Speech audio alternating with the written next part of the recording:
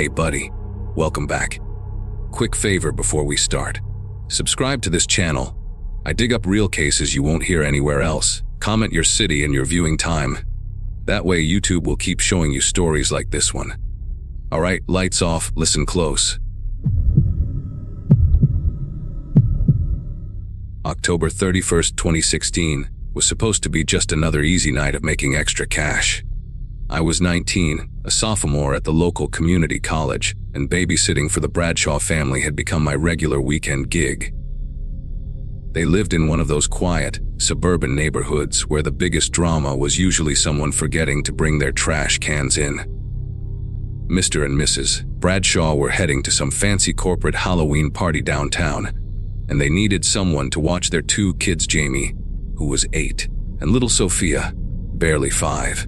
The pay was good, $50 plus whatever leftovers they had in the fridge, and the kids were usually asleep by 9 anyway. I remember thinking it would be the easiest money I'd ever make, just sitting there watching Netflix while handing out candy to trick or treaters. The Bradshaws left around 7:30. Mrs. Bradshaw doing that typical parent thing where she wrote down 5 different phone numbers, even though I already had her cell saved in my contacts. The kids were hyped up on pre-Halloween candy their grandma had sent them, running around in their costumes. Jamie was some superhero I didn't recognize, and Sophia was a princess with a tiara that kept sliding off her head. I managed to coral them onto the couch with the promise of watching Hocus Pocus, and for about an hour, everything was completely normal.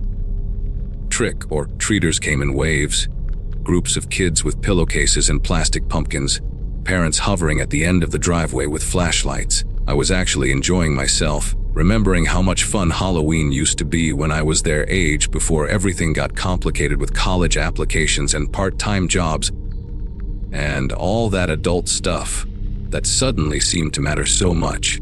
Around 900, after I'd gotten both kids into their pajamas and tucked into Jamie's room, Sophia insisted on sleeping in her brother's bed during scary nights. I noticed this person in a clown costume standing at the corner of the property, right where the Bradshaw's lawn met the sidewalk. At first, I didn't think much of it. Halloween brings out all kinds of weird costumes, and teenagers especially love going overboard with the creepy stuff. But this clown wasn't moving with a group, wasn't carrying a candy bag, wasn't doing anything really, except standing there. The costume itself was disturbing in its simplicity. A dirty white jumpsuit with palms down the front, and this mask that, even from the living room window, I could tell was different from the cheap ones they sell at party stores. The features were too elongated, the smile too wide, painted in this faded red that looked brown under the streetlight. I texted my boyfriend, Nathan, around 9:15. There's this creepy clown outside the house I'm babysitting at. He's just standing there. Nathan, being Nathan, immediately called me instead of texting back, and I remember whispering into the phone, even though the kids were upstairs and couldn't hear me. He told me to call the cops if the guy didn't leave soon, but I felt stupid making that call. What was I gonna say? That someone in a Halloween costume was standing on a public sidewalk. While I was talking to Nathan, I walked from room to room, checking all the windows, and that's when I realized the clown wasn't just standing in one spot anymore.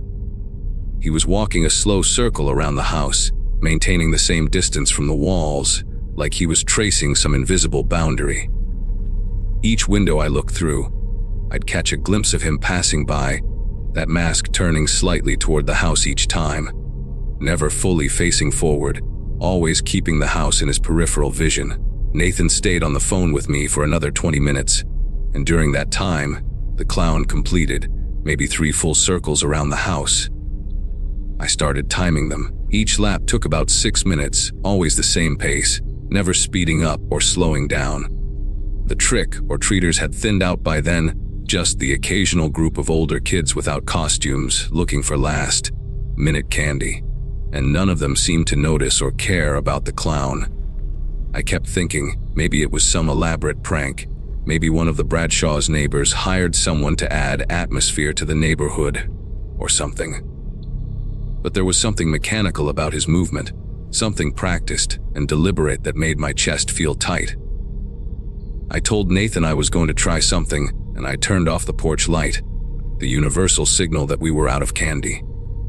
The clown stopped mid-stride when the light went out, stood perfectly still for maybe 10 seconds, then continued his circle like nothing had happened. By 9:45, I was genuinely scared. I double-checked all the locks, closed all the curtains except for a small gap I was using to watch him, and I'd moved into the kitchen, where I could see both the front and back doors. Nathan was trying to keep me calm, suggesting maybe the guy was high or drunk, just some weirdo who would eventually get bored and leave. But then I noticed something that made me actually gasp out loud. The clown had something in his hand that I hadn't seen before, or maybe he just pulled it out. It was a phone, and he was holding it up, not like he was texting or calling someone, but like he was recording. He was filming the house as he walked, the phone screen casting this sick, blue glow on the lower part of his mask. I immediately thought about the kids upstairs, about how their room faced the street, and I ran up to make sure their curtains were closed. They were both sleeping soundly. Jamie sprawled out with one arm hanging off the bed. Sophia curled up against him, sucking her thumb. I stood there for a moment, listening to their breathing, wondering if I should wake them up and bring them downstairs with me. I decided against waking the kids. They were safer not knowing what was happening, I figured. When I got back to the kitchen, Nathan was practically yelling through the phone, asking if I was okay because I'd gone quiet for too long. I told him about the filming, and that's when he said he was coming over. He lived about 15 minutes away, and I remember feeling both relieved and more anxious somehow, like his coming over made this whole thing more real, more serious. I gave him the address again, even though he'd dropped me off there before, and then I went back to my spot by the kitchen window. The clown had changed his pattern. Instead of walking continuous circles, he would now stop at each corner of the house and stand there for exactly 30 seconds. I counted before moving to the next corner. At each stop, he would slowly turn his head from left to right, that phone held steady, recording everything. Tunday 13 is when everything went wrong. I remember the exact time because I was texting Nathan, asking how far away he was, and he said he was parking down the street because he didn't want to pull into the driveway and potentially escalate things with the clown. I was typing back, "Please hurry," when I heard the basement door open. Not the outside basement door, the one inside the house, the one that connected the basement to the hallway near the bathroom. My whole body went rigid. The Bradshaws had mentioned that door sometimes didn't latch properly, that you really had to push it closed, but I knew I hadn't been in the basement at all that night. I stood there in the kitchen, phone in one hand, a knife from the drawer in the other. When had I grabbed that, listening to footsteps that were definitely coming from inside the house? Slow, deliberate steps, not trying to be quiet exactly, but not making extra noise either. The footsteps stopped at the bottom of the main stairs, the ones that led up to where the kids were sleeping. And I knew I had to move. I dropped my phone on the kitchen counter. It made this awful, clattering sound that seemed impossibly loud, and ran for the stairs. My socks slipped on the hardwood floor as I rounded the corner, and I could hear those footsteps behind me now, faster. Taking the stairs two at a time, I burst into Jamie's room and slammed the door behind me, turning the lock with shaking fingers. The kids woke up confused, Sophia starting to cry, and I pulled them both into Jamie's closet, whispering that we were playing a game, a Halloween game where we had to hide really quietly. Jamie was old enough to know something was wrong, his eyes wide in the darkness of the closet, but he held his sister tight and didn't say a word. Through the closet door, I could hear footsteps in the hallway, slow again, stopping at each door. The handle of Jamie's room jiggled once, twice, then nothing. Just breathing on the other side of the door, raspy and deliberately loud, like whoever it was wanted us to know they were there. The silence stretched out for what felt like hours, but was probably only 2 or 3 minutes. Then I heard Nathan's voice from downstairs, shouting my name, saying the front door was wide open. The footsteps in the hallway moved fast then, running toward the stairs, and I heard Nathan yell something I couldn't make out, followed by what sounded like furniture falling over. I wanted to leave the closet, wanted to help, but Sophia was clinging to me so tight I could barely breathe, and Jamie was whispering, "Don't leave us. Please don't leave us." Over and over. We heard more crashing, the sound of glass breaking, Nathan's voice getting more distant like he was chasing someone outside. Then, suddenly, everything went quiet. Not normal quiet, that awful, heavy kind of quiet where you can hear your own heartbeat and nothing else. I kept the kids in that closet for another 15 minutes, until we heard sirens and saw red and blue lights flashing through the bedroom window. Only then did I open the closet door, carrying Sophia, while Jamie held onto the back of my shirt, and we made our way downstairs to where 2 police officers were standing in the destroyed living room. Nathan sitting on the couch with a bloody nose, and no sign of anyone in a clown costume anywhere. The police searched the entire neighborhood that night, but they never found whoever was in that clown costume. Nathan told them he'd chased the person through the backyard and into the wooded area behind the houses, but lost them in the darkness. The really disturbing part came when they checked the basement. The lock on the exterior basement door had been picked, and there were muddy footprints showing someone had been down there for a while, maybe even before I arrived that evening. They found my phone in the kitchen where I'd left it, still recording a video I didn't remember starting. When the detective played it back, you could hear me talking to Nathan, then the door opening, my footsteps running, and then about 4 minutes of just breathing, that same raspy breathing I'd heard outside Jamie's door. The Bradshaws came home to find their house swarming with police, and Mrs. Bradshaw just held her kids and cried while Mr. Bradshaw kept apologizing to me like any of this was somehow their fault. They moved out 3 months later, said they couldn't stand being in that house anymore. For years, I had nightmares about that mask, about those mechanical circles around the house, about what would have happened if Nathan hadn't shown up when he did. I moved away for college, tried to put it all behind me, but Halloween always brought it back. Then, about 2 years ago, I got a call from Nathan.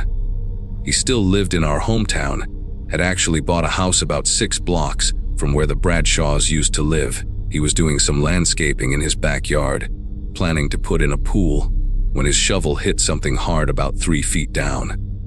It was wrapped in plastic, a garbage bag duct, taped into a bundle. Inside was that clown mask, unmistakable with its elongated features and faded red smile, along with a white jumpsuit and something else that made Nathan call the police immediately, a notebook filled with addresses, dates, and detailed observations about families in the neighborhood. The Bradshaws' address was there, along with notes about their schedule, their kids' names, my name, what time I usually arrived and left.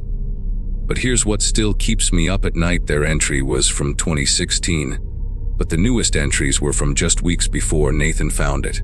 Someone had been using that same mask, that same method, still watching families, still taking notes. The police took everything as evidence, but they never found who buried it there. Nathan sold that house within a month, didn't even wait to get his asking price. Neither of us talks about it anymore, but every Halloween, we text each other just to check in, just to make sure we're both okay, both safe, both nowhere near any windows where someone might be walking slow circles outside, recording everything, waiting for the right moment to test a basement door.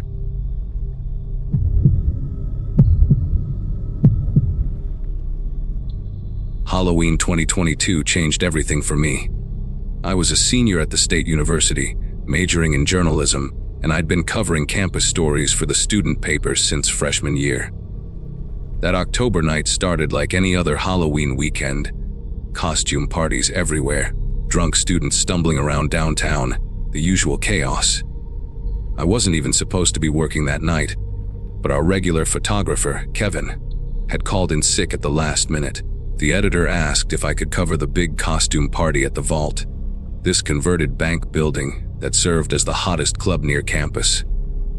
I grabbed my camera, threw on a lazy vampire costume, just fangs and a cape over regular clothes, and headed downtown around 10 p.m. The streets were packed with zombies, witches, and superheroes, everyone trying to outdo each other with their costumes. The party was exactly what you'd expect wall-to-wall people, terrible music, overpriced drinks. I spent about 2 hours taking photos of costume contest winners and drunk kids making fools of themselves. Around midnight, I noticed this guy in an incredibly detailed plague doctor mask. You know, those bird-like masks with the long beaks that medieval doctors wore during the Black Death. But this wasn't some cheap Halloween store version. The leather looked aged and authentic, with brass fixtures and glass eye pieces that reflected the strobe lights in this unsettling way. He was tall, maybe 6'2", wearing a long, black coat that seemed way too heavy for the warm October weather we were having. What really caught my attention was how he moved through the crowd. People seemed to unconsciously step aside when he walked by, creating this bubble of space around him that felt wrong in such a packed venue. I raised my camera to get a shot of the costume, but when I looked through the viewfinder, he was staring directly at me through those glass lenses. I lowered the camera, and he was gone, just vanished into the crowd like smoke. That should have been my first warning, but I brushed it off. People move fast in clubs, especially when they're drunk. I kept shooting photos for another hour until I ran into my roommate Jordan, who was dressed as some anime character I didn't recognize. He was completely wasted, barely able to stand, and his girlfriend, Melissa, was trying to convince him to leave. She asked if I could help her get him back to our apartment, since it was on my way home anyway. We basically carried Jordan out of the club around 100 am, each of us supporting one of his arms while he mumbled about wanting pizza. The downtown area was still buzzing with people, but as we turned onto Riverside Avenue, the crowds thinned out. That's when I saw the plague doctor again, standing under a streetlight about a block ahead of us, perfectly still, facing our direction. Melissa noticed him too, and made some joke about creepy dudes on Halloween. But something about the way he stood there made my chest tighten. We turned down Crawford Street to avoid walking past him. It was a shortcut anyway, cutting through this older part of downtown, where they hadn't updated the streetlights yet. The street was darker than usual because several lights were out, and the shadows from the working ones created these long, distorted shapes on the pavement. Jordan had gone quiet, his head lolling forward as we dragged him along. About halfway down the block, Melissa's phone rang, her sister calling to make sure she got home safe. She let go of Jordan to answer, and I had to grab him with both arms to keep him from falling. That's when I heard footsteps behind us, slow and deliberate, the sound of heavy boots on concrete. I turned around and saw that plague doctor mask again, maybe 30 feet back, just walking steadily in our direction. I told Melissa we needed to move faster, but she was still on the phone, not paying attention. Jordan chose that exact moment to throw up all over his anime costume and my shoes, the smell of cheap beer and whatever he'd eaten hitting me instantly. While I was trying to keep him upright and not gag myself, Melissa finally hung up and started freaking out about Jordan's condition. We needed to stop and let him catch his breath, so we propped him against a brick wall next to this abandoned print shop that had been closed for years. The windows were boarded up with plywood that had graffiti tags I recognized from around campus. I kept glancing back, but the plague doctor had stopped too, maintaining that same 30-foot distance, just standing there in the middle of the sidewalk. The weird part was how patient he seemed, not approaching, not leaving, just waiting. Under the broken streetlight, I could barely make out his silhouette, but those glass eye pieces somehow caught what little light there was, creating 2 pinpoints of reflection that never moved away from us. Melissa was digging through her purse for tissues to clean Jordan up when we heard voices coming from the other end of Crawford Street, a group of people laughing and singing, probably heading home from another party. Relief washed through me because witnesses meant safety, right? But as the group got closer, I realized they were all wearing masks too. A wolf, a Jason hockey mask, something that looked like melted flesh, and another plague doctor mask, though cheaper looking than the one following us. They walked past us without acknowledging we were there, even though Jordan was actively dry, heaving against the wall, and Melissa was practically yelling at him to drink some water. The group just flowed around us like we were invisible, their laughter continuing uninterrupted. When I looked back again, our plague doctor had moved closer, maybe 15 feet now, and two more figures had joined him, both in different but equally elaborate masks. One looked like a Victorian porcelain doll face, the other was some kind of demon with curved horns. That's when panic really set in. I grabbed Jordan under his arms and basically started dragging him forward, while Melissa kept asking what was wrong. I couldn't form words to explain that 3 people in masks were following us and getting closer with each passing second. We stumbled forward, Jordan's feet barely helping, his weight making every step a struggle. The end of Crawford Street opened onto Washington Boulevard, where there should have been traffic, more people, safety. But when we reached the intersection, the usually busy boulevard was completely empty. No cars, no pedestrians, no sound except our own ragged breathing and Jordan's incoherent mumbling. The traffic lights were still changing from green to yellow to red, illuminating the empty asphalt in shifting colors, but there was nothing to direct. I could hear those footsteps getting closer, multiple sets now, no longer trying to match our pace but gaining on us. Melissa finally turned around and saw them, her scream cutting through the silence like breaking glass. We ran, or tried to run, with Jordan barely conscious between us. We made it maybe half a block down Washington before Jordan's legs completely gave out, and we had to stop. The masked figures had spread out behind us, no longer walking in a group, but forming a semicircle that was slowly closing in. That's when I noticed others stepping out from doorways and alleys ahead of us, more masks, different styles, but all elaborate and disturbing. A cracked baby doll face with one eye missing, a leather mask with zippers for features, something that looked like exposed muscle and sinew. They moved with this horrible synchronization, like they'd rehearsed this exact scenario. Melissa was crying, begging them to leave us alone, offering money, her phone, anything, but they never spoke, never made any sound except their footsteps. The original plague doctor raised one gloved hand and pointed at Jordan, then made a beckoning motion with his fingers. The message was clear, they wanted him. I don't know what made me do it, but I pulled out my phone and started recording video, thinking maybe evidence would help later, maybe someone would believe us. Through the screen I saw something that made my knees weak. Jordan wasn't Jordan anymore. Where my roommate's face should have been, there was a blank, smooth surface, like skin stretched over where features should be. No eyes, no mouth, no nose, just flesh, colored nothing. Melissa saw my phone screen and looked down at what we were holding between us. Her scream this time was different, raw terror mixed with confusion. But when I looked directly at Jordan without the phone, his face was normal again, drunk and pale, but definitely there. I lifted the phone back up, and through the camera, that horrible blank face returned. The masked figures had stopped moving, apparently waiting for us to understand something. I switched to the front, facing camera, and nearly dropped the phone. Melissa and I looked normal, but behind us, the street wasn't Crawford anymore. Through the phone screen, we were standing in some kind of warehouse or factory with rusted metal walls and industrial equipment I couldn't identify. The plague doctor tilted his head, almost like he was amused, then reached up and removed his mask. Underneath was just a normal guy, maybe late 20s, with stubble and tired eyes. One by one, the others removed their masks too. Regular people, different ages, different ethnicities, but all with this exhausted, resigned expression. The man who'd worn the plague doctor mask spoke for the first time, his voice rough like he hadn't used it in a while. "He's already gone. Has been since you left the club. What you're carrying is just an echo, and it's drawing them here. Every Halloween, they send out echoes wearing faces, looking for specific people. You can keep dragging that thing around, but it's not your friend anymore."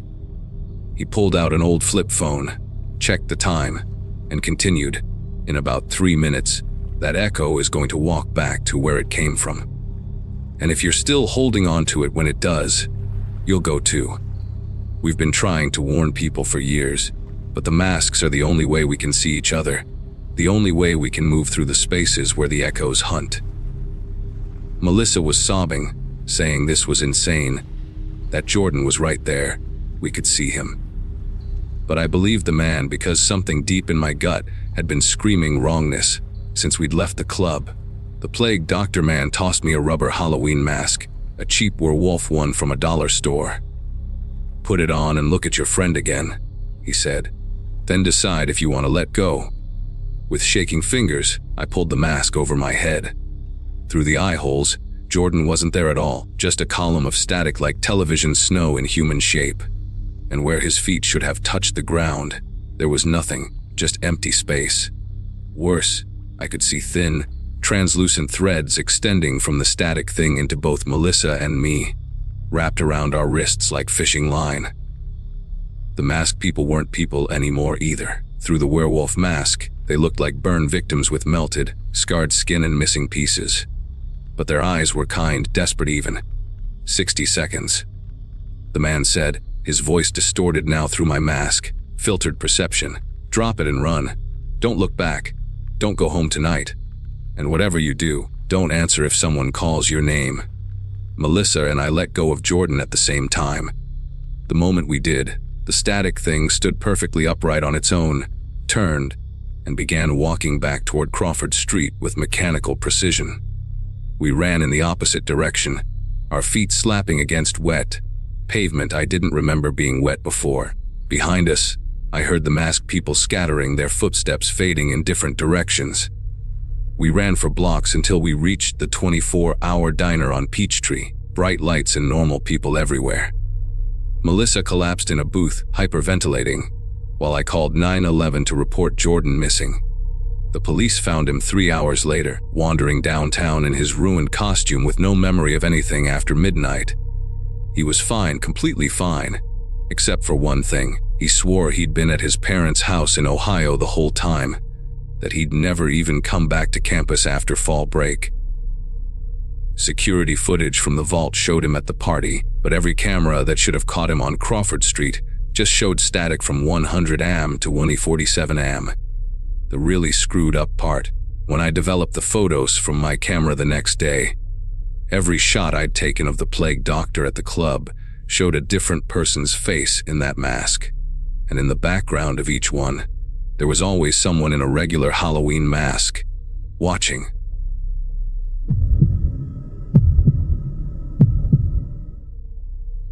I'd been counting down the days until I could leave my hometown since junior year of high school, and finally making it to State University felt like stepping into a whole different world. I'd been there for about 2 months when Halloween rolled around, and I was still that awkward freshman who ate most of her meals alone in the dining hall. My roommate had gone home for the weekend, leaving me with nothing but a pile of homework and a bag of fun-sized Snickers I'd bought for myself. I was sitting in the library that afternoon, October 31st, trying to focus on my psychology textbook, when these 3 girls from my English lit class approached my table. We'd done a group project together a few weeks earlier, but I wouldn't say we were friends, just the kind of acquaintances who smile and wave when you pass each other on campus. The one who did most of the talking was Ashley, this bubbly blonde who always wore designer everything and somehow managed to look put together even at 8 in the morning. She leaned against my table and asked if I had plans for tonight, and when I said no, her face lit up like she'd just won something. They were going to this exclusive Halloween party at a house off campus, she explained, and the host specifically asked them to bring more people because a bunch of guests had canceled last minute. The other 2 girls, whose names I'm pretty sure were Chloe and Madison, but I honestly couldn't remember for certain, stood behind her, nodding and smiling. Ashley showed me the address on her phony, 4782 Garrison Road, about 15 minutes from campus, and said to be there at 9, costume optional since it was such short notice. I remember feeling this little spark of excitement, thinking maybe this was finally my chance to break into the social scene I'd been watching from the sidelines. Around 4 that afternoon, I was walking from the library to my dorm, when I noticed this guy behind me. He had on a gray hoodie with the hood up, dark jeans, and these beat-up red Converse that made this weird, squeaking sound every few steps. At first, I didn't think much of it. Campus was always crowded.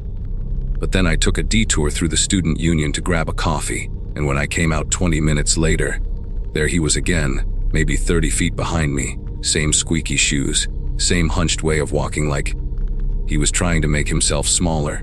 I ducked into the campus bookstore and pretended to browse the school spirit section for a good 10 minutes, watching the entrance through the corner of my eye.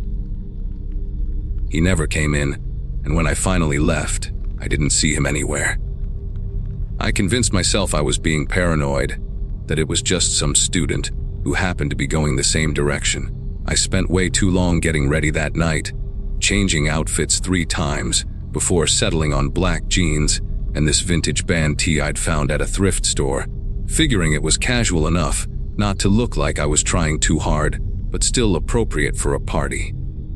The Uber driver had trouble finding the address at first, driving up and down Garrison Road twice, before finally spotting the house numbers hidden behind an overgrown hedge.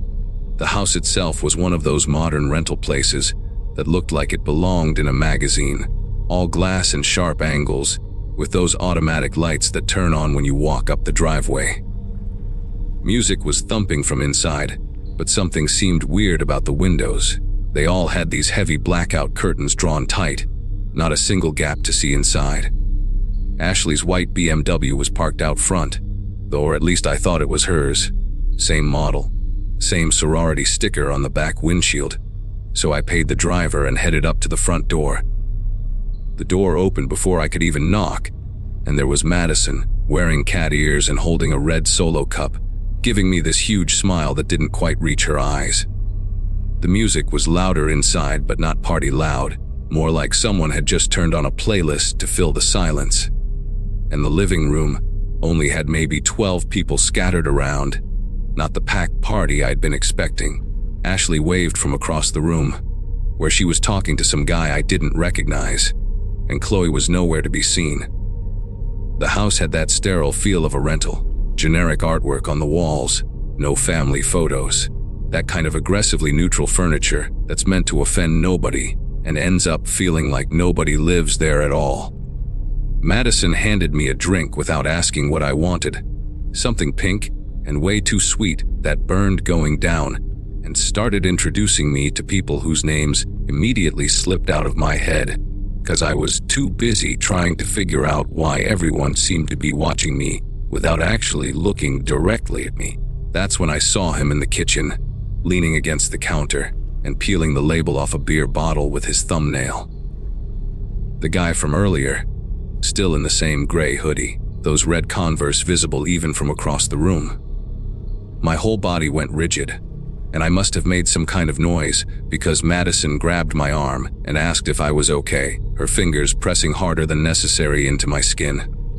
I tried to casually ask who he was, and she got this confused look and said his name was Brandon, Ashley's cousin from out of town who'd crashed the party last minute. But here's the thing, when I'd done that group project with Ashley, she'd spent half the time complaining about being an only child with no cousins, no extended family at all, just her and her divorced parents. I excused myself to find the bathroom, needing a minute to think, and Madison pointed down a hallway, saying it was the last door on the right, still gripping my arm, like she didn't want to let go. The hallway was darker than it should have been, with only one dim bulb at the far end, and I passed 3 closed doors before reaching the bathroom. Inside, I locked the door and immediately tried calling my roommate, but my phone had no signal, not even 1 bar, which made no sense because we were still in the city. I tried connecting to Wi-Fi, but the only network that showed up was password, protected with a name that was just random numbers and letters. My heart was hammering so hard I could hear it in my ears, and when I splashed cold water on my face, I noticed my reflection looked wrong in the mirror. It was one of those 2-way mirrors, the kind where the reflection seems slightly darker, slightly off. I pressed my face close to the glass, cupping my hands around my eyes, and I swear I could see the faint outline of a room on the other side. That's when I heard footsteps stop right outside the bathroom door, and someone tried the handle, jiggling it when they found it locked. Everything okay in there? It was a man's voice I didn't recognize, definitely not Brandon's, because I'd heard him talking to someone when I'd walked past the kitchen. The handle jiggled again, more insistent this time, and then I heard keys jingling. Keys. Why would someone have keys to the bathroom at a party? I looked around frantically for another exit, but there was just a tiny window above the shower, barely big enough for a cat to squeeze through. "Just a minute," I called out, trying to keep my voice steady while I opened the bathroom cabinet, searching for anything I could use as a weapon. Nothing but toilet paper and cleaning supplies. The key sound stopped, followed by whispering I couldn't make out, and then footsteps walking away. I waited another full minute before cracking the door open, and the hallway was empty. But now all three of those previously closed doors were standing wide open, revealing dark rooms that seemed to be watching me. I knew I had to get out of that house immediately, but when I walked back toward the living room, the layout seemed different somehow. The hallway felt longer, and there was a turn I didn't remember taking before.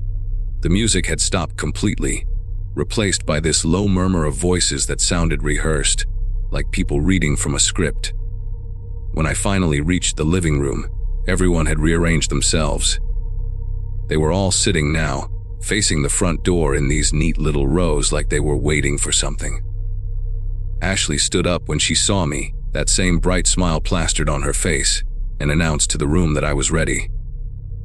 Ready for what? I tried to head for the door, but two guys I hadn't noticed before stepped in front of it, both of them bigger than football players. Just standing there with their arms crossed. Brandon had moved from the kitchen and was now sitting on the arm of a couch, those red sneakers tapping against the floor in this rhythm that made my teeth hurt. "Your Uber already left," Ashley said, walking toward me with her phone in her hand, showing me the app like that proved something. "But don't worry, we've arranged another ride for you." That's when I noticed everyone else had their phones out too. All of them pointed at me, recording. The little red lights on their screens looked like eyes in the dim room, and I realized with absolute clarity that whatever they had planned, they wanted it documented. I backed up until I hit the wall, my mind racing through options. The back door, but I could see through to the kitchen, where three more people were standing guard. The windows, but those blackout curtains were probably there for a reason, and even if I could get through one, I had no idea what was on the other side. Madison and Chloe flanked Ashley now, all three of them moving closer in this synchronized way that made them look like hunters who'd done this before. "We've been watching you for weeks," Ashley said, her voice different now, emptied of that fake sweetness. "You walk the same routes, eat at the same places, sit in the same spot in the library. You made it so easy." That's when I did the only thing I could think of. I grabbed the lamp from the side table next to me, this heavy ceramic thing shaped like a pineapple, and hurled it straight through the front window. The glass exploded outward with this incredible crash that seemed to snap everyone out of their choreographed movements for just a second. And in that second, I ran.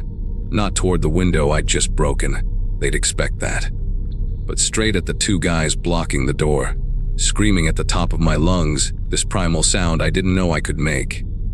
They hesitated, probably not expecting the quiet library girl to charge them like a linebacker. And I dropped down at the last second, sliding between them on the polished floor. My knee hit the door hard, but adrenaline is a hell of a drug, and I was up and fumbling with the deadbolt before they could grab me. The door flew open, and I burst out into the night still screaming. And that's what saved me. The neighbors. Turns out the house next door was having their own Halloween party, a real one, with 40 or 50 people who came pouring out when they heard the window break and me screaming like I was being murdered. Brandon tried to follow me out but stopped dead when he saw all those people streaming across the lawn, some of them already on their phones calling 911. I collapsed on the neighbor's driveway, sobbing and trying to explain what had happened. But I didn't need to convince them. They could see Ashley and her group standing in the doorway of the house, all of them still holding their phones, looking like kids caught doing something terrible. The police showed up within minutes, and that's when everything unraveled fast. Turns out the house was an Airbnb, rented with a stolen credit card. Ashley and the other two girls weren't even students at State University, and Brandon, whose real name was Colin, had a record for assault and was violating parole just by being in the state. They found cameras hidden throughout the house, streaming to some website I don't even want to know about. The whole thing was apparently part of some sick streaming game where people pay to watch staged scenarios with unsuspecting victims. The police said I was lucky. 2 other girls from different colleges had reported similar setups that month, but they hadn't been able to prove anything because the perpetrators always cleaned up and disappeared. This time, they'd gotten sloppy too confident. They're all in prison now, and I had to testify at the trial, which was its own kind of nightmare. But at least it's over. I finished my freshman year, though I changed dorms and vary my routes everywhere I go now. I still can't hear squeaky shoes without feeling sick, and I definitely don't accept party invitations from anyone I don't know well. But I survived, and that's what matters. Sometimes, that's all you can do. Survive and make sure the bastards don't get to do it to anyone else.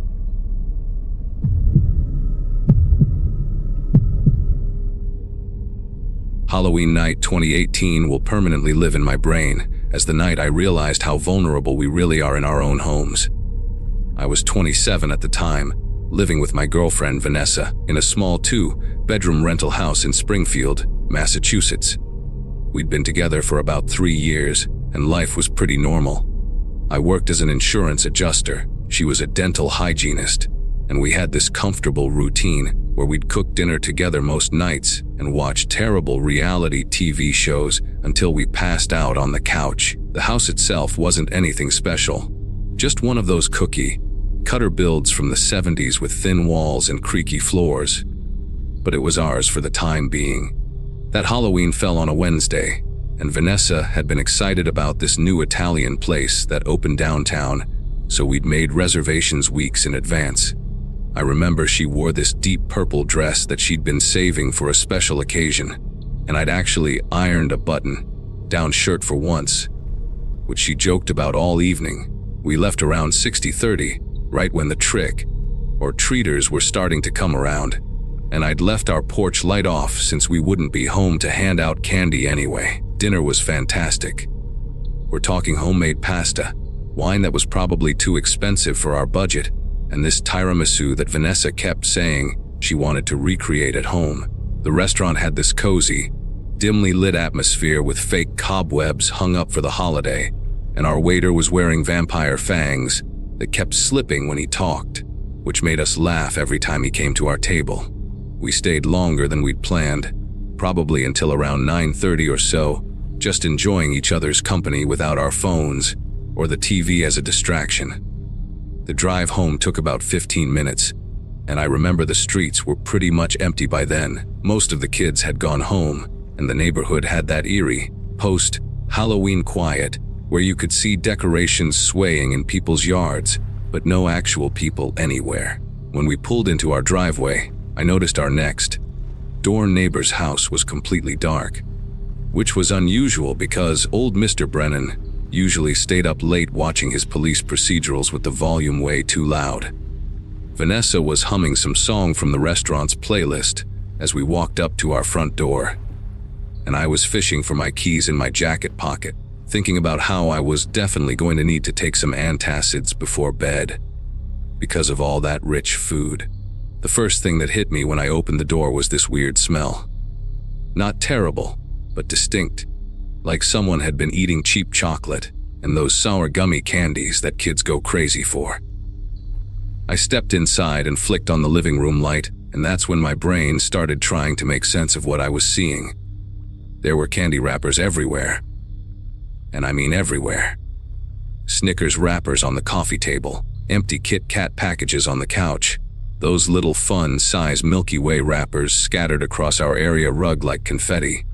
My first thought was that maybe we'd left a window open and some bold raccoon had gotten in, because we'd had issues with them getting into our trash before. But then I noticed our back door, the one that leads to our tiny excuse for a backyard, was open about 6 inches. Not wide open, not broken or forced, just open like someone had stepped out for a second and forgotten to close it all the way. Vanessa came in behind me and immediately grabbed my arm, her fingernails digging into my jacket sleeve. "What the hell?" she whispered, and I could hear her voice shaking a little. I told her to stay by the front door while I checked it out, trying to sound way more confident than I actually felt. I walked through the living room, carefully stepping over the wrappers and trying to listen for any sounds. Our house was old enough that you couldn't walk anywhere without the floors announcing your presence. So I was making these soft, creaking noises with every step, which made it even harder to hear anything else. The back door was definitely unlocked. I could see the deadbolt was turned to the open position, which meant someone had unlocked it from the inside, not forced it.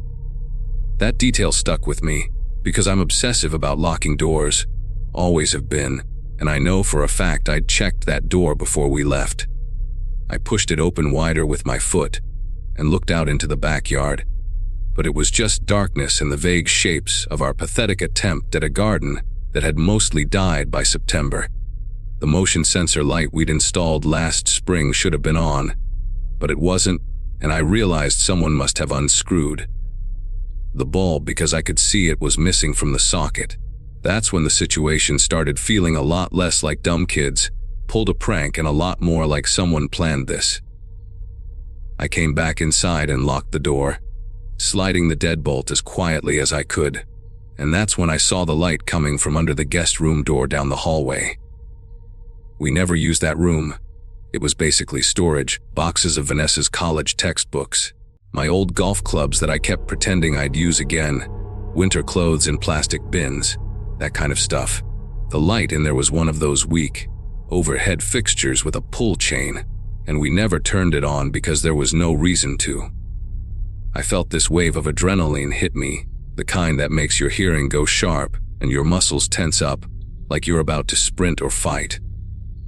I motioned for Vanessa to stay back, and I grabbed this heavy Maglite flashlight we kept by the back door, not because I needed light, but because it was the closest thing to a weapon I had within reach. As I got closer to that door, maybe 10 feet away, I heard it breathing. Not heavy, not labored, just the quiet, rhythmic sound of someone trying very hard to stay still and silent. It was coming from inside that room, and whoever it was wasn't doing a great job of staying quiet, because I could hear this faint, whistling sound on the exhale, like their nose was stuffy or they'd been running. My brain was racing through possibilities. Maybe it was a kid who'd gotten scared and was hiding. Maybe it was some homeless person who'd found a way in and was just trying to survive the cold night. Maybe it was someone high on drugs who didn't even know where they were. But then I heard a small mechanical sound, like a phone vibrating on silent mode, and the breathing stopped completely. Whoever was in there had just gotten a message or notification, and they were now aware that we were home, and probably knew we'd heard them. The silence that followed was worse than the breathing, because it meant they were listening for us just as intently as we were listening for them. Vanessa had moved closer despite my warning, and she was standing maybe 5 feet behind me, her phone already open to the 911 screen, with her thumb hovering over the call button. I could see her face in the glow of her screen. She was pale, her jaw clenched, eyes wide but focused. I remember thinking how crazy it was that we were standing in our own hallway, in our own house, afraid of a door we'd opened and closed 100 times before. I raised my voice, trying to sound authoritative, but hearing it come out shakier than I wanted, and said something like, "We've already called the police. They're on their way. You need to come out now." Complete bluff, obviously, but I didn't know what else to do. For maybe 10 seconds, nothing happened. Then I heard movement, not toward the door but away from it, like shuffling footsteps moving toward the window on the far side of the room. That window. I knew that window didn't open easily because the frame had warped over time, and we'd never bothered to fix it since we didn't use that room anyway. Which meant whoever was in there had probably come in through the back door, not the window, and was now trapped unless they wanted to confront us directly. I heard them struggling with the window, the scraping sound of wood against wood as they tried to force it up. Vanessa whispered urgently behind me, "Call them. Actually, call them right now," and I heard her fingers tapping on her screen.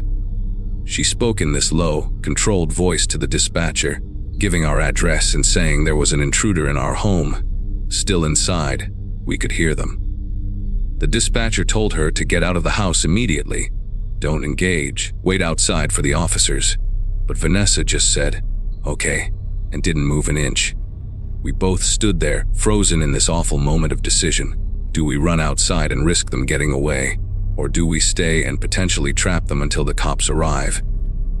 The window finally gave way with this loud crack, and I heard it slide up.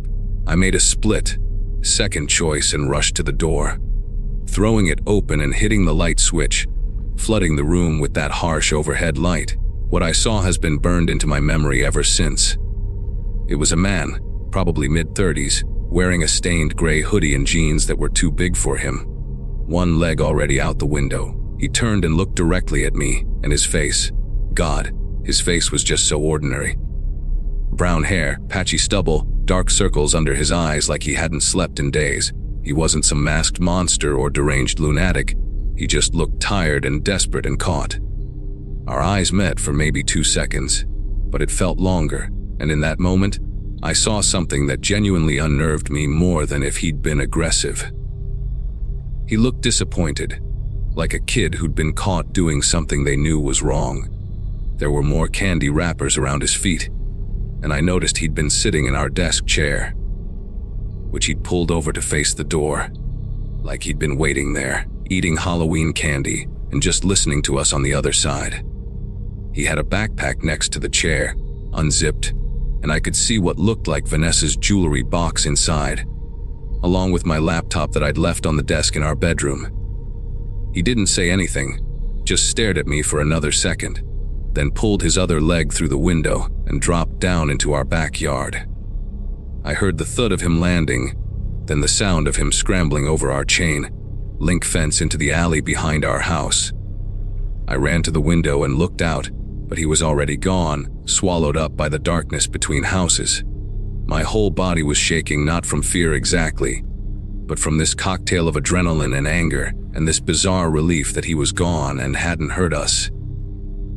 Vanessa appeared in the doorway, still on the phone with the dispatcher, and she looked into the room and saw the chair positioned like that, facing the door. And I watched her face change. She got it. Immediately understood what I just understood. He'd been sitting there, listening to us, maybe for minutes before we even knew he was there. Maybe he'd heard us come in, heard us talking in the living room, and just sat there in the dark deciding what to do. That thought made me feel violated in a way that the stolen stuff didn't. The police showed up maybe 6 minutes later, which felt like an eternity, but was apparently pretty fast for our area. 2 officers, one older guy who looked like he'd seen everything, and a younger woman who actually seemed really engaged with what we were telling them. They checked the whole house, room by room, looked at the window he'd escaped through, examined the back door and the missing light bulb. The older cop, Officer Dennings, told us it was likely someone who'd been watching the house, knew we'd gone out for the evening, and had probably been inside for at least an hour or more, based on the amount of candy wrappers. He pointed out that the guy had eaten maybe 20 or 30 pieces, which takes time. And he'd clearly gone through our bedroom since he had my laptop. The younger officer, her name tag said Alvarez, she's the one who asked the question that made everything click into place.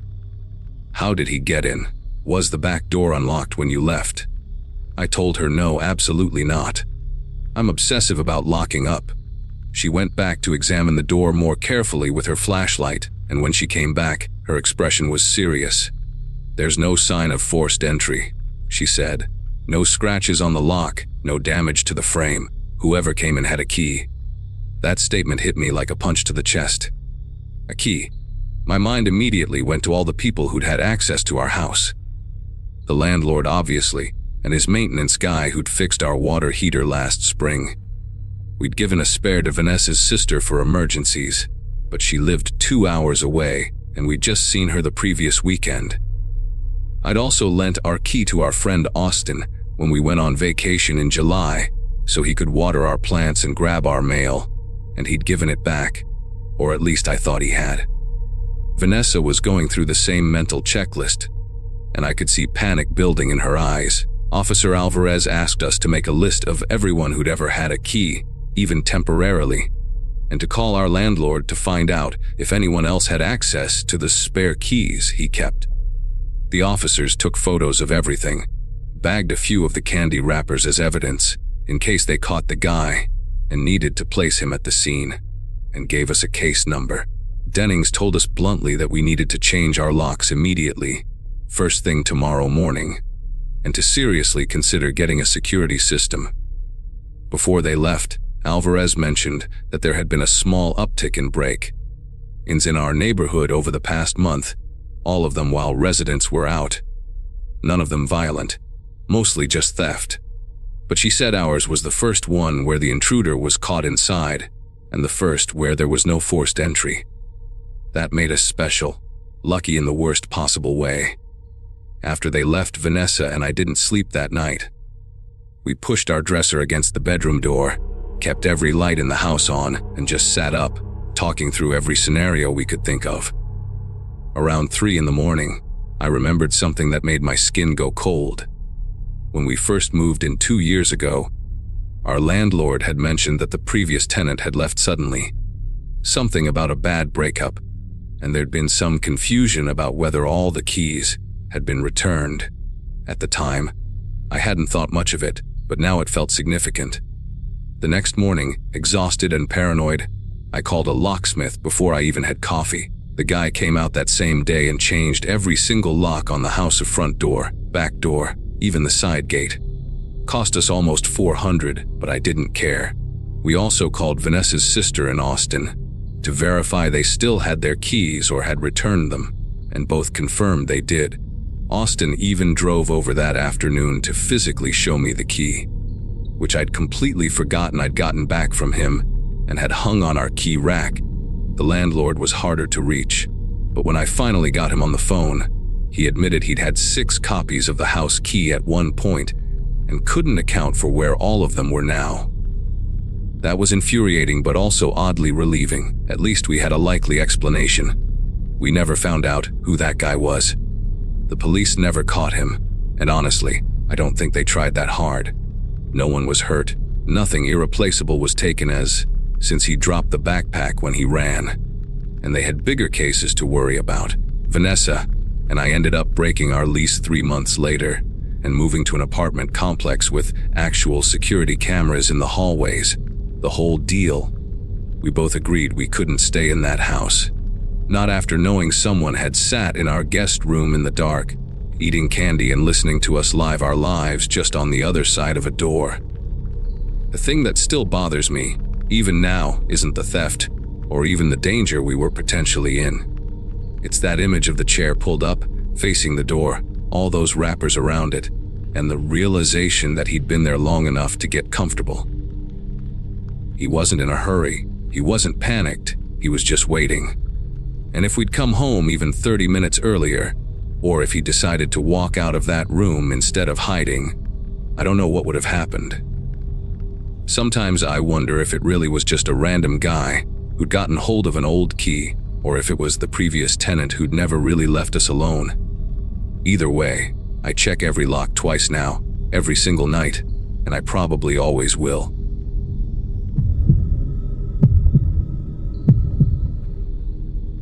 Halloween used to be my favorite holiday. I'm talking full-on obsessive planning costumes in August, mapping out the best candy routes, the whole deal. I was 14 in October 2015, living with my mom and younger brother in a suburb outside Portland, Oregon.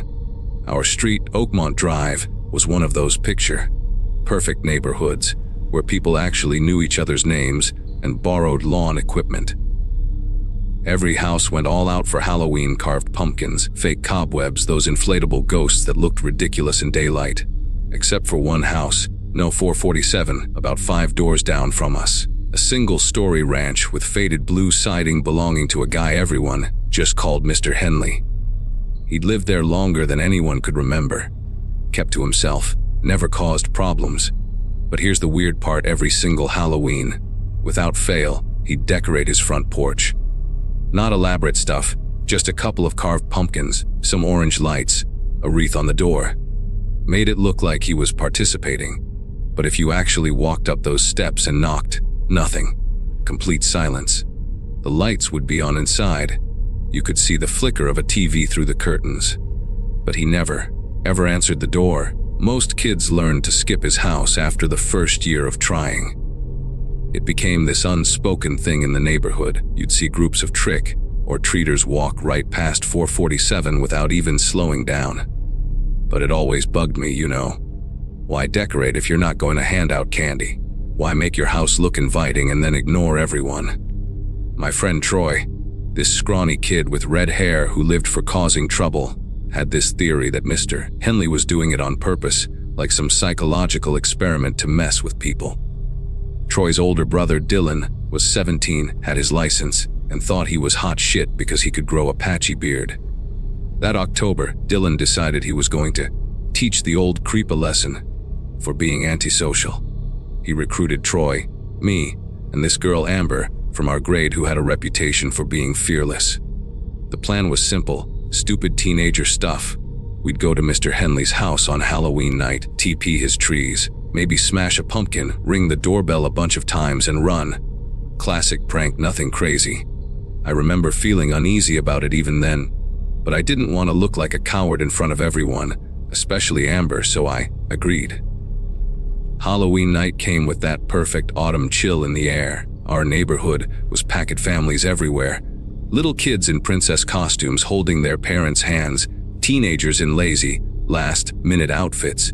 Dylan picked us up around 80-30 in his beat, up Jeep Cherokee after most of the young trick or treaters had gone home. Troy was practically vibrating with excitement in the passenger seat. Kept going on about how this was going to be legendary. Amber sat in the back with me, checking her phone, looking bored but game for whatever. We parked 2 streets over and walked, carrying rolls of toilet paper stuffed in our jacket pockets.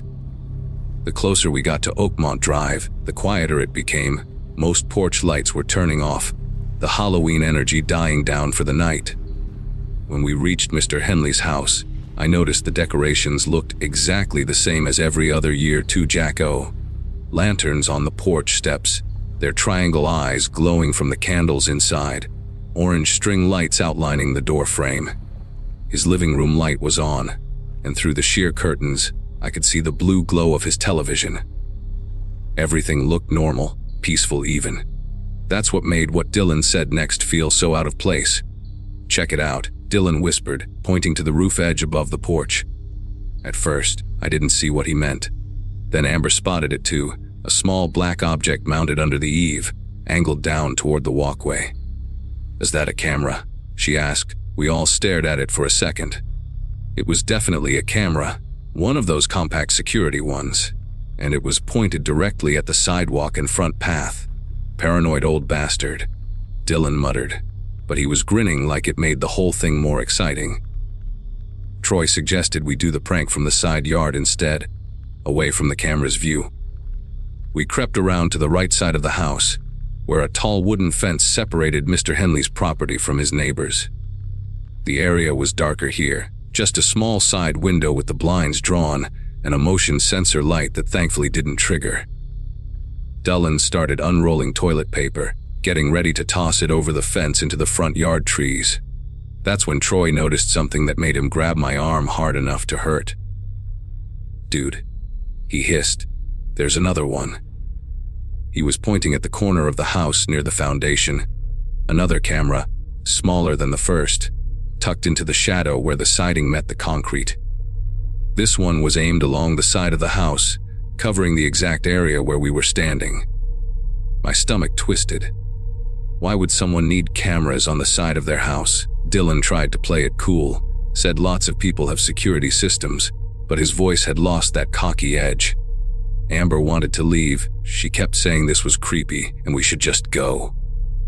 But Troy, stubborn as always, said we'd come this far and weren't going to chicken out over some cameras.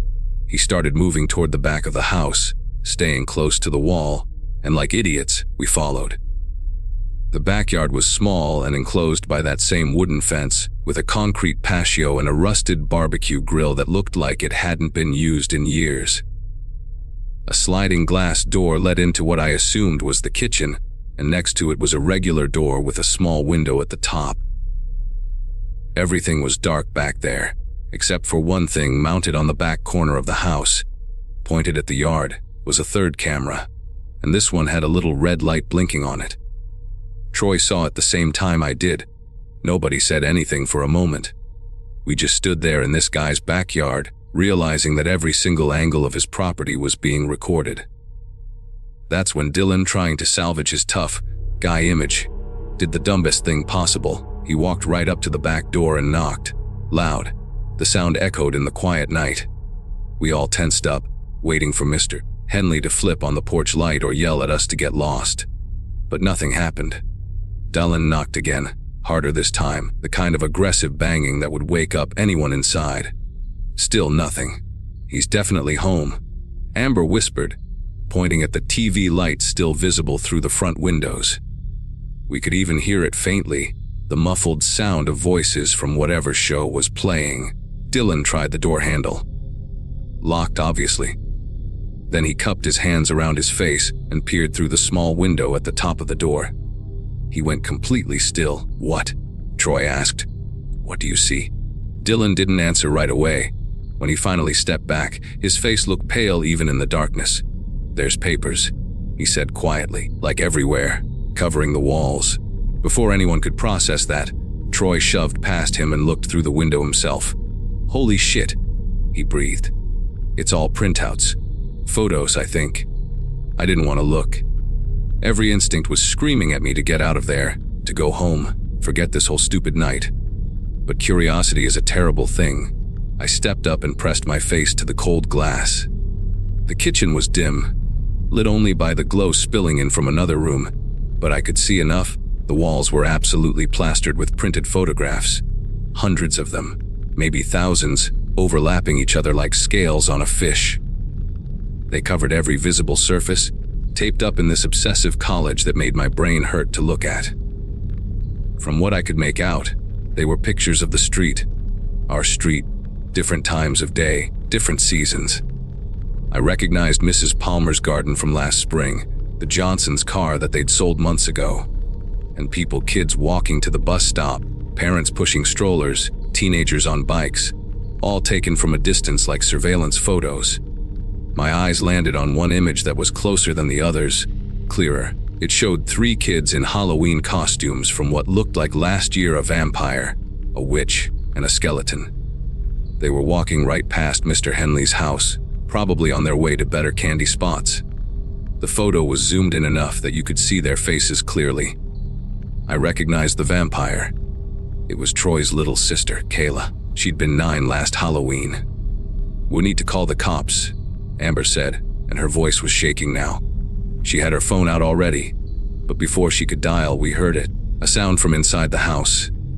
Not footsteps exactly, more like something being dragged across the floor. Heavy and slow. We all backed away from the door at the same time. Troy grabbed Dylan's arm and started pulling him toward the side of the house, toward the way we'd come in. That's when I noticed Dylan was staring at something. "Where's Troy?" he said. It took a second for the words to make sense. I turned around. Troy was right there next to Dylan. He'd just been pulling on his arm, but Dylan wasn't looking at Troy, he was looking past us at the back fence. "Not Troy," Dylan said, his voice weird and flat. "The other kid, the one who was just standing by the grill." Ice flooded my veins. There had been 4 of us, me, Dylan, Troy, and Amber. Nobody else. "What are you talking about?" Amber demanded, but she was looking around now too, her phone's flashlight swinging wildly. Dylan insisted he'd seen someone, a shorter figure in dark clothes, standing by the barbecue grill when we were all looking through the window. He'd assumed it was one of us who'd wandered off. We tore out of that backyard like our lives depended on it. I slammed my shin against the corner of the fence gate so hard I saw stars, but I didn't stop running. We didn't stop until we reached Dylan's Jeep 2 streets away, all of us gasping for air, checking and rechecking that it was just the 4 of us. Dylan kept insisting he'd seen someone, describing a person maybe 5 feet tall wearing a dark hoodie. Troy called him paranoid, said it was just shadows and he'd freaked himself out, but I'd seen Dylan's face in that moment. He wasn't the type to scare easy, and he'd looked genuinely confused, like his brain couldn't make sense of what his eyes had seen. We sat in the Jeep for almost 20 minutes, arguing about what to do. Amber wanted to call the police immediately and tell them about the cameras and the photos. Troy was worried we'd get in trouble for trespassing. Dylan had gone quiet, just gripping the steering wheel and staring out the windshield. Finally, I convinced them we should at least tell our parents, let them handle it like adults. We agreed to go home, and tomorrow we'd figure out the right way to report what we'd seen. Dylan dropped everyone off.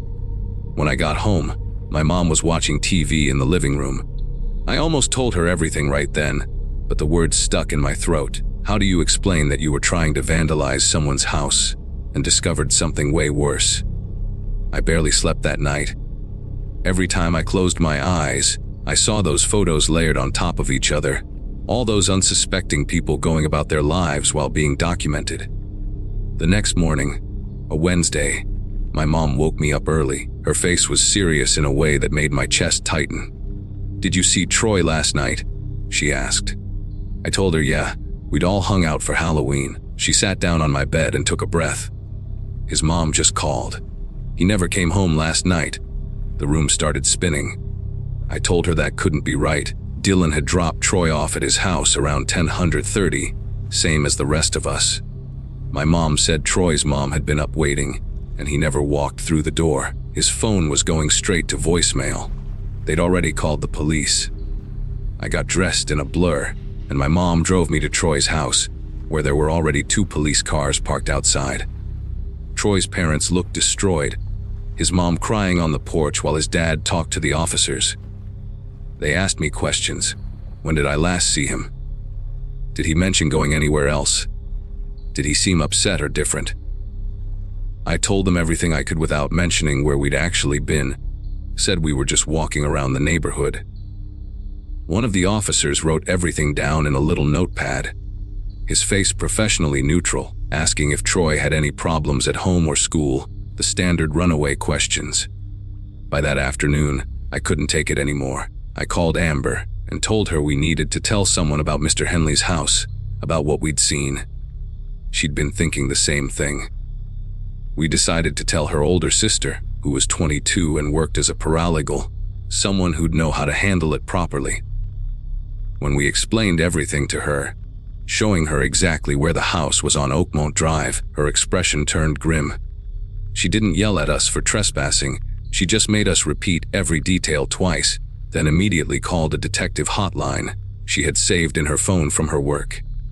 Within an hour, there were 6 police cars on our street.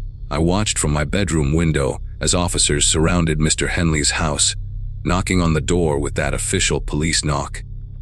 When he didn't answer, they went around back. I couldn't see what happened next, but within 30 minutes, they were bringing Mr. Henley out in handcuffs. He was smaller than I'd imagined, balding, wearing a cardigan that made him look like somebody's retired grandfather. He wasn't fighting or yelling. He just looked resigned, like he'd been expecting this day to come eventually. More police showed up. They started carrying boxes out of the house, computer equipment, hard drives, file folders.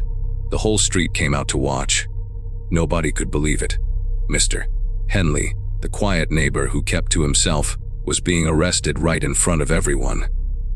The full story came out over the next few days, pieced together from news reports and neighborhood gossip. Police found over 30 cameras hidden around Mr. Henley's property and inside his house, all pointed at the street and sidewalks. His computer contained thousands upon thousands of photos and videos of children from the neighborhood, organized into folders by name, age, and physical description. He'd been doing this for at least 8 years, maybe longer. The cameras had motion sensors. They'd activate whenever someone walked by. He had footage of kids waiting for the school bus, playing in yards, riding bikes. Nothing explicitly illegal in terms of the footage itself, since it was all taken from his property or public spaces. But the scope and obsessive nature of the collection was enough for charges related to stalking and endangering minors. They found detailed notes about routines, favorite colors, names of friends. It was a surveillance operation that would have made intelligence agencies jealous. But here's the thing that still haunts me. They found Troy, but not at Mr. Henley's house. And that's what made it so much worse, in a way. Troy had apparently panicked after Dylan dropped him off, couldn't stop thinking about those photos, and that figure Dylan claimed to see. Instead of going inside his house, he'd walk back to Oakmont Drive by himself, planning to watch Mr. Henley's house from a distance to see if anything suspicious happened. A neighbor 2 doors down from Mr. Henley had a security camera, and it caught Troy standing across the street around 11 p.m., just watching the house. What the camera also caught, about 15 minutes later, was a van pulling up. Not Mr. Henley's vehicle, something else entirely, a white contractor van with no plates visible. 2 men got out. They walked straight toward Troy. The footage was grainy and taken from an angle, but you could see Troy backing away, then the men moving faster, and then Troy was just gone. The van drove off. Police traced the van through other neighborhood cameras and traffic footage. It led them to a house in Vancouver, Washington, about 20 miles away. What they found there was worse than anything at Mr. Henley's place. Turns out Mr. Henley wasn't working alone. He was part of a network, and his role was surveillance, identifying targets, documenting patterns, providing information to others who did the actual abductions. The house in Vancouver was where they brought the kids. I can't write the details of what happened in that place. I still have nightmares about what the news reports implied. They found Troy there, along with 2 other children who'd been missing from different counties. Troy had been there less than 24 hours when police raided the location. He was physically okay, traumatized beyond belief, but alive. The timing of our discovery and report had literally saved his life. If we'd waited even one more day to tell someone, the outcome would have been different. 7 people were arrested in total, including Mr. Henley. The trial was massive, made national news for a while. Mr. Henley took a plea deal and got 40 years. The others got more. Troy moved away with his family about 6 months later. Couldn't handle living on that street anymore, knowing that his every movement had been cataloged for years by someone living 5 houses down. I don't blame him. I moved away too for college and never went back except to visit my mom. She sold that house in 2023. Sometimes I think about how many times I walked past Mr. Henley's place as a kid, completely oblivious, how many times I was photographed, filed away, studied. The police said we were lucky that Mr. Henley's role was just observation, that he personally never hurt anyone, just enabled others to do so. But that doesn't make it better. He sat in that house for years, watching children, knowing exactly what his information would be used for. The decorations on Halloween were bait, a test to see which kids would come to his door, get close enough for clear facial shots. That's why he never answered. He didn't want candy-seeking trick or treaters, he wanted footage. The figure Dylan saw in the backyard that night. Police think it might have been one of Mr. Henley's associates, checking on something, maybe even watching us while we discovered the cameras. We'll never know for sure, and honestly, I don't want to know. What I do know is that Halloween will never feel the same. Every decorated house, every porch light, every neighbor I don't quite recognize. It all carries this weight now. Trust is a fragile thing. Sometimes the monsters don't hide in the shadows. Sometimes they live 5 doors down and wave politely when you check the mail.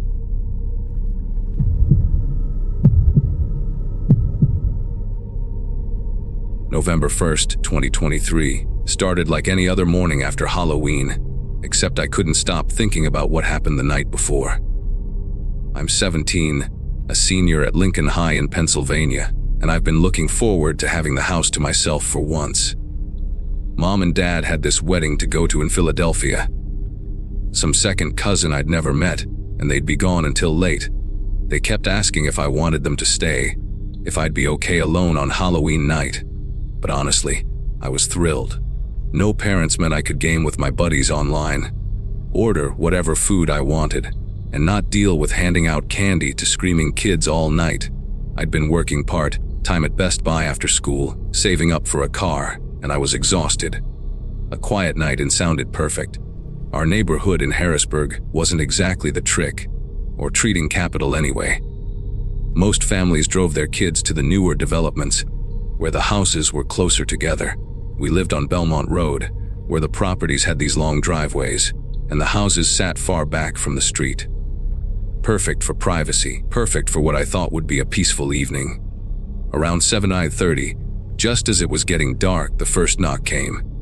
I was in the middle of a raid in Destiny 2, headset on, completely zoned into the game. The knock was loud enough that I heard it through my headphones, which annoyed me because I was about to take down a boss. I muted my mic and yelled, "We're not doing candy this year," toward the front door, not even bothering to get up. My character died because I wasn't paying attention, and I cursed under my breath. The knocking came again, harder this time, more insistent. It was this weird rhythm, 3 quick knocks, pause, 2 slow ones. Not the usual excited kid knock. Something about it felt deliberate, almost like a code.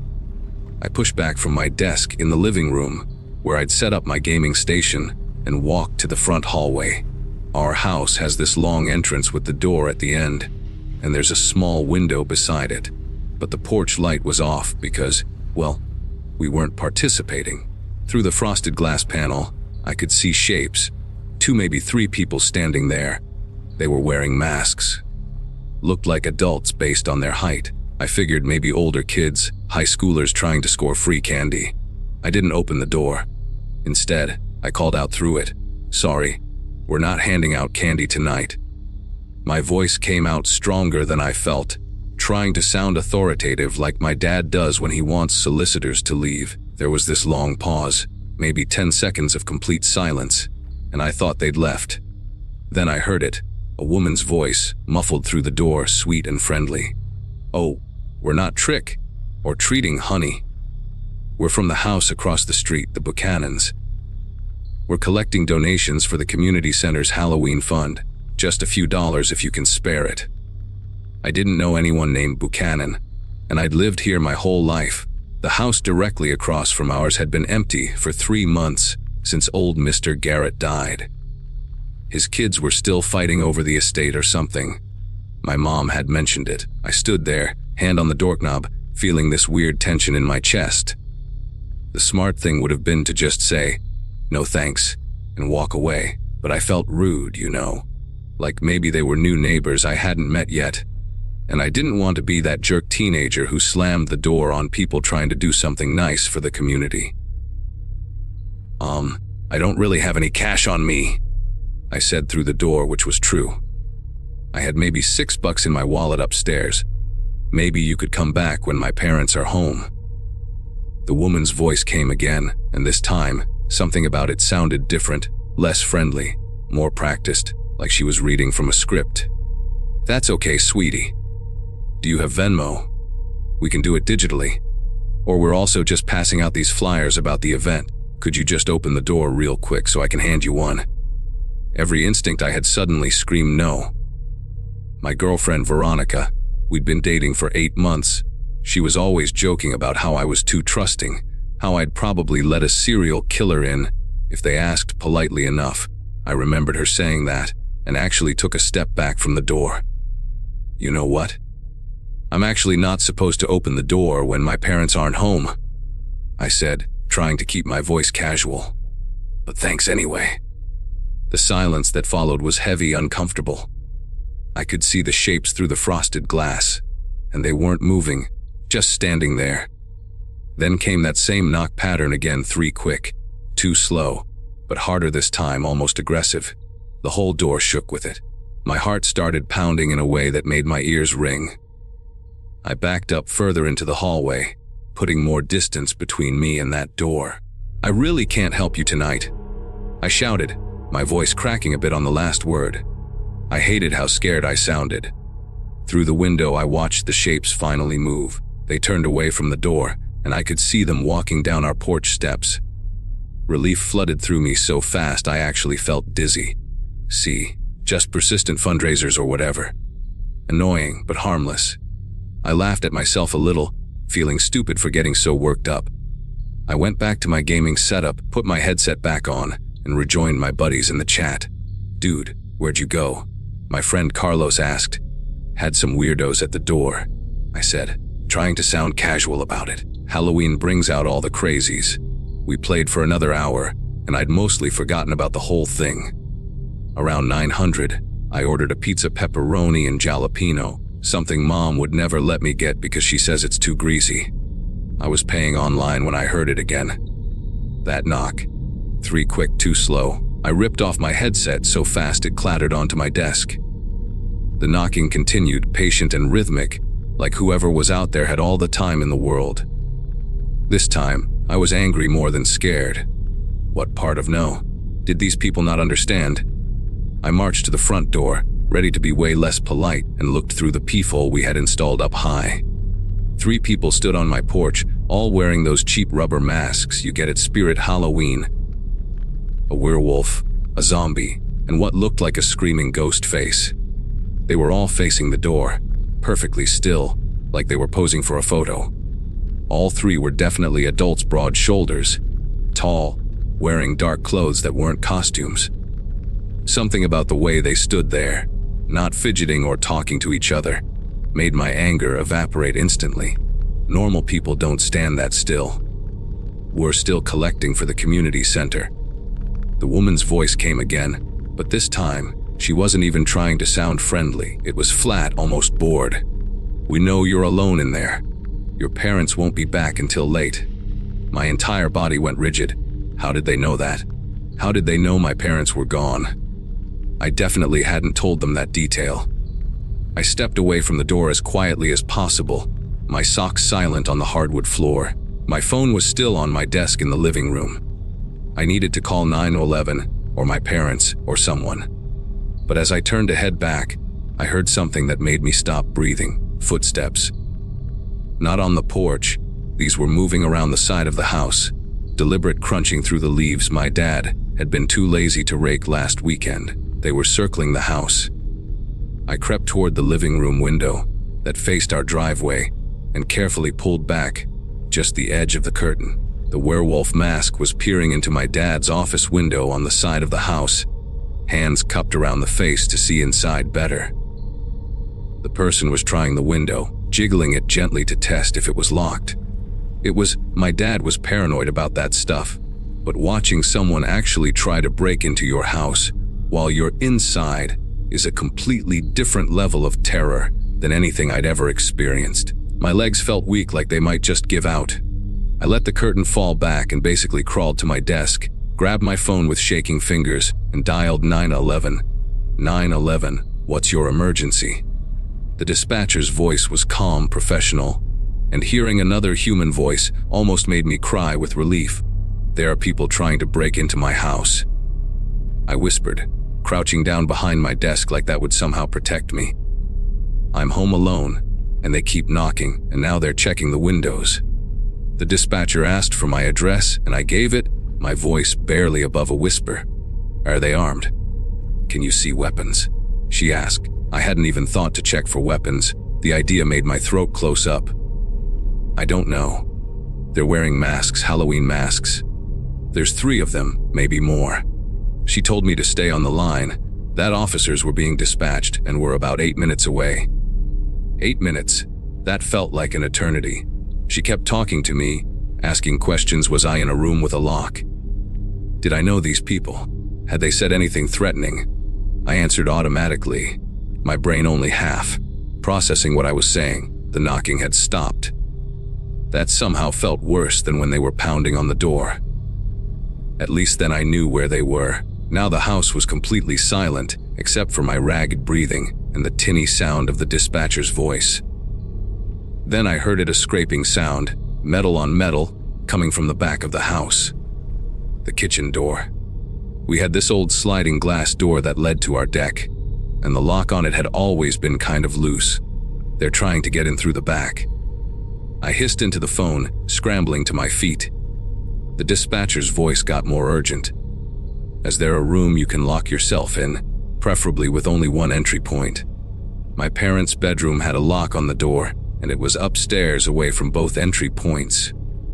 I ran for the stairs, taking them two at a time, my heart hammering so hard I thought it might actually burst.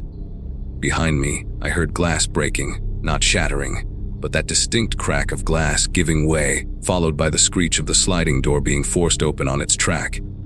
They were inside. They were actually inside my house. I got to my parents' room, slammed the door shut, and turned the lock. It was one of those flimsy privacy locks, not a deadbolt, the kind a decent kick could probably break through. I pushed their heavy dresser in front of the door, adrenaline making me strong enough to move it by myself, even though it usually took both my parents. The dispatcher was still talking, telling me the police were 6 minutes out, telling me to stay quiet, to stay hidden. I could hear voices downstairs now, casual conversation like they were guests at a party, male voices discussing something I couldn't make out. What happened next still makes me sick to think about. I heard footsteps moving through our house, not rushing, not searching frantically, but methodical. Drawers opening and closing in my dad's office, the sound of our TV being unplugged. I recognized that specific pop the speakers made. They were robbing us, just casually looting our home while I hid upstairs like a scared kid. I heard one of them laugh at something, this normal, everyday laugh that made the whole thing feel surreal. How could someone break into a house knowing someone was home and just laugh about it? Then the footsteps started coming up the stairs. Slow, deliberate steps on our creaky staircase. I pressed myself against the far wall of my parents' room, clutching my phone so tight my knuckles ached. The dispatcher was whispering now, as if they could somehow hear her through my phone. Police are 3 minutes away. Stay absolutely quiet. Don't engage with them. One of them tried the handle of the guest bathroom, then my bedroom door. I heard it swing open, heard someone walking around in there. My gaming setup that I'd spent months saving for, my laptop, my collection of vintage band posters that Veronica had gotten me for my birthday. They were trashing my space, going through my stuff. Finally, footsteps stopped right outside my parents' door. The handle jiggled once, twice. Then a man's voice, calm and almost friendly. "Hey kid, we know you called the cops. They're not gonna get here in time. Just stay in there and keep quiet, and nobody gets hurt. We're just here for the valuables."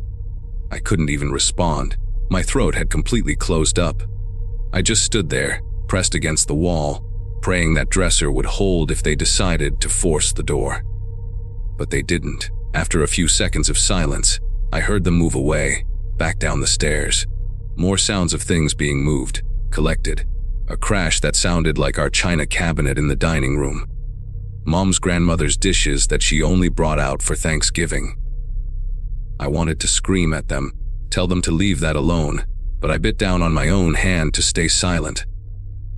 The dispatcher kept whispering encouragement, telling me I was doing great, that help was almost there. Then, like someone had flipped a switch, I heard rapid movement downstairs, footsteps running toward the back of the house, car doors slamming outside, an engine starting. They were leaving.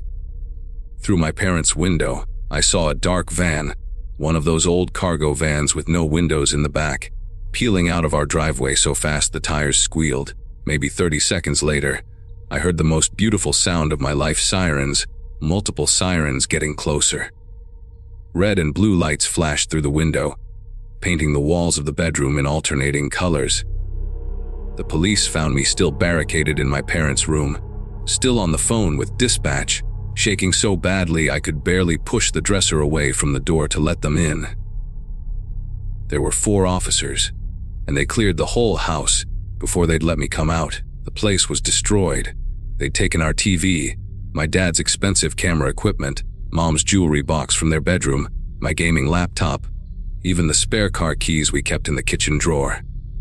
The sliding glass door was completely shattered, glass everywhere across the kitchen floor. But what really got me was the front door. It was standing wide open, swinging slightly in the night breeze.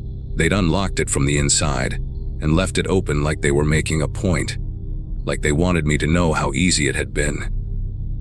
One of the officers, this older guy with gray in his beard named Officer Paulson, sat with me on the couch while they processed the scene. He explained that there had been a string of burglaries in surrounding neighborhoods over the past 2 months, all on Halloween night. Groups of 2 to 4 adults, dressed like trick or treaters or fundraisers, would knock on doors to see if anyone was home. If someone answered, they'd make an excuse and leave. If no one answered, or if they could tell it was just a kid home alone, they'd force entry. They'd hit 6 houses that night alone before getting to ours. I was the first person who'd actually called the cops while they were still inside. My parents got home around 11, while the police were still there, taking statements and dusting for fingerprints. Mom completely broke down when she saw the house, and Dad just kept hugging me, saying, "You did everything right. You did everything right," over and over. The weird thing is, they caught the group 2 weeks later. Turned out they were operating out of a rental property in Mechanicsburg, about 20 minutes away. 4 people total, 3 men and 1 woman, all in their 30s and 40s, all with prior records.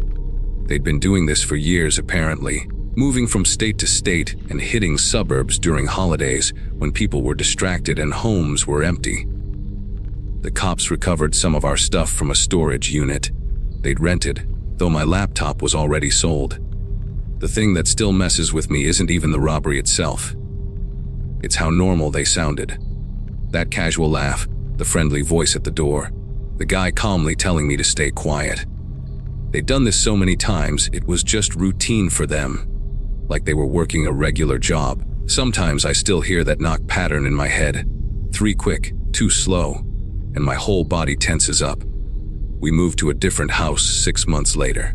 Mom and Dad said it was because they wanted to downsize, but I know the real reason. None of us could feel safe there anymore. I still can't stay home alone at night, even now. Veronica thinks I should talk to someone about it, and she's probably right. But honestly, posting this here helps, just getting it out there. You know, if you're ever home alone and something feels wrong, trust that feeling. Don't worry about being rude or paranoid.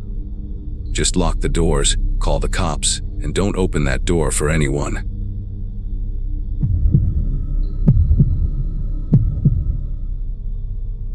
People always talk about Halloween like it's harmless costumes, candy, and too much sugar before bedtime. That night started exactly like that for me and my best friend Lucas. We were both 13, still trying to pretend we weren't too old to go door to door. Our neighborhood in Cedar Hills was calm, all trimmed lawns and pumpkin lights. My mom had given us one rule before we left. Only wrapped candy, okay? Of course, we nodded and ignored it the second we were out of sight. We'd been walking for maybe an hour when we noticed a porch that looked different. No plastic skeletons, no lights, just a single orange candle flickering on a wooden table by the door. An old woman stepped out as we got close. She had snow, white hair tied in a bun, and wore a knitted shawl with tiny black cats embroidered along the edges. "Evening, boys," she said with this soft, tired voice. "You're my first trick, or treaters tonight." She smiled and handed us small, foil-wrapped brownies, still warm. "Homemade," she added proudly. Lucas grinned and said, "Thank you," before I could even think twice. We didn't open them right away. The foil was a little greasy, and they smelled like cinnamon and cocoa. It felt almost too personal, like something your grandma would give you, not a stranger. Lucas said his aunt used to bake brownies like that, and he tore his open, took a bite, and laughed. See, perfectly fine. I remember hesitating, the warmth seeping through the foil into my palm. I told myself it would be rude not to at least try, so I ate half of mine, while we kept walking toward the next house. About 2 hours later, I started feeling heavy, like every step was through mud. Lucas joked that maybe we'd just eaten too much candy, but his words slurred a little.